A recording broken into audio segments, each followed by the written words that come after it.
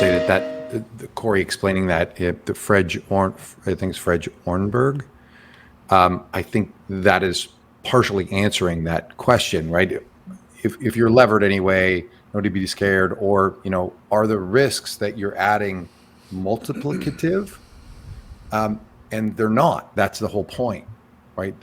As you add these, you have 100% exposure to the 60/40. It only costs you $67. So whatever you put in the basket of the 33, if it has a positive return, it is additive. And then you've got the diversity, right? And most of the funds that you've talked about in the paper and the strategy types you've talked about in the paper are structurally non-correlated to the 60/40. So this is where, you can actually destroy risk. In a portfolio where you're adding streams of returns that are not correlated, structurally not correlated to the main basket, you do in fact increase risk-adjusted returns over the very long term, while preserving all of the returns from the 60/40. I think that's... Yeah, I think that objection, you covered the objection broadly, but there's still always the real fear of everything correlating to one at the wrong time, right? So there is something to be said about being levered and everything just is completely offside at a time where there's a liquidity crunch, right? So I think that's something you do need to address. They're generally momentary, like we saw it. I think in the last 3 days of the drawdown in 2020. We saw it momentarily in 2008 as well. And so, yeah, you need to consider that. And the way we considered it is by when we were sourcing the different funds that went into the stacked return kind of index. We sourced those that had a little bit of tail protection to really fill that gap, that need that you can go long volatility or long convexity when things all go awry at the same time. So it's interesting because when we back tested this portfolio using indices, right? We grabbed 60% of it was SPY, 40% was AG, 30% was the SocGen CTA index, and 30% was Goldman Sachs macro factor index, right? We didn't model in the tail protection. And yet from 2000 to today, or to whenever we finished the report, the drawdowns were either better or slightly worse. It was, I think, slightly worse in 2020 without having modeled in the tail protection that a lot of these funds that we put in the paper have, right? So you can imagine that adding that little extra juice there would help protect even further. So it's not a necessary thing, but it is useful, I think. I think the other side of it, Rod, is just to flip the question back and say, okay, well, what's the course of action? Is it just 100% 60/40? Is that the solution? Right.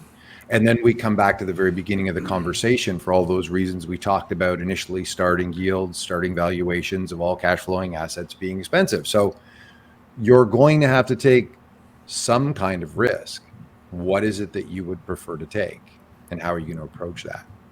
So Mike, if I can add a comment, because you saying you can destroy risk really made my skin crawl, which is fine. I know. I think I almost jumped across the screen. I wanted to trigger you. Yeah. So I think mathematically, not to, it's always tough to talk mathematics, but one of the things we can do is we can plot on an x-axis the amount of leverage we're using, and on the y-axis we could plot the compounding annualized growth rate of an asset when we apply that much leverage. So let's keep it really simple and say we're just buying stocks. At 100% leverage, aka 1-for-1 exposure, you're going to get some compound annualized growth rate. And then what if you do it at 1.2 times leverage? Well, maybe your growth rate goes up a little bit. 1.4 times, maybe it goes up a little more. But if you do 1.6 times, what you might actually find is your growth rate goes down. What you actually tend to find is it sort of looks like this curve. And the more diversified the portfolio is, the more leverage you can get before you fall over the tip of that curve. Now, the goal would be estimating that curve requires a lot of assumptions. And so if we want to reduce model risk, we don't want to pinpoint the top of that curve. We want to probably be safely falling to to the left side, taking too little leverage. So when we talk about a return stack portfolio that's 60% equities, 40% bonds, 30% global macro, 30% CTA, what we're really talking about is an unlevered portfolio that's like 37% equity, 25% bonds, about 19% CTA, and 19% global macro. Pretty well diversified portfolio, and then we're levering that up. So the sort of technical approach we would want to take is let's build that portfolio and then plot this graph and say, where is that peak?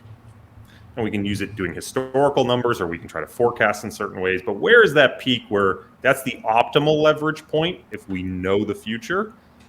And are we safely to the left of that while still being above 100? And at least the way I work out the numbers, 1.6 times levered on this well-diversified portfolio still puts you safely to the left of maximum notional leverage. I mean, you look at a sharp parity portfolio, excuse me, not sharp parity, you look at a risk parity portfolio, as you guys know all too well, that leverage point can be, I don't know, 300% notional because it's so well internally. Much more than Yeah, that. at least it starts. Well, it depends on the target volume. You know what I'm saying. No, but the point is your margin of safety is extremely large at 1.6 times leverage based on that portfolio construction, right? The optimal peak on that portfolio is probably in the neighborhood of 3 to 4 times.